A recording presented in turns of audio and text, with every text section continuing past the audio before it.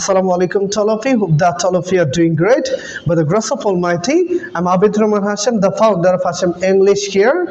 Today I want to say something about how to make sentence by using phrase word. Okay, so without any delay, let's start. Okay, let's start it. চলো শুরু করি।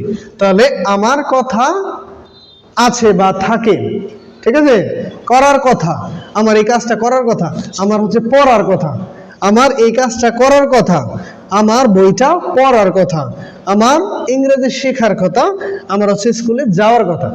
তাহলে এই টাইপের সেন্টেন্সগুলো, মনে করো আমার এই কাজটা করার কথা, I am suppose to do the work, আমার এই কাজটা করার কথা।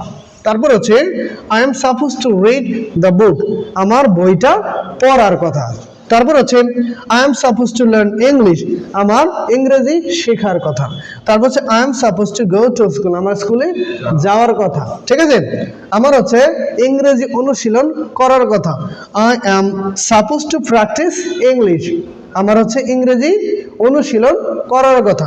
আমার ফুটবল খেলার কথা, ঠিক আছে, আমার ফুটবল খেলার কথা আজকে। তাহলে I am suppose to play football, I am supposed to play football. Okay, I am supposed to play football. তাহলে এই সেন্টেন্সটা যখন আমার কথা ছিল, তখন আমরা এম এর জায়গায় কি ওয়াজ বসায় দিব।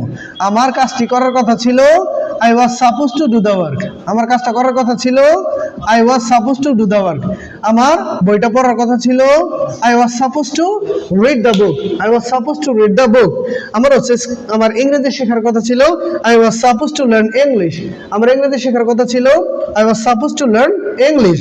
তারপরে হচ্ছে আমার স্কুলে যাওয়ার কথা ছিল I was supposed to go to school, আমার ইংরেজি অনুশীলন করার কথা ছিল I was supposed to practice English. Okay, এইভাবে। So that's all today for the time being. Thank you very much.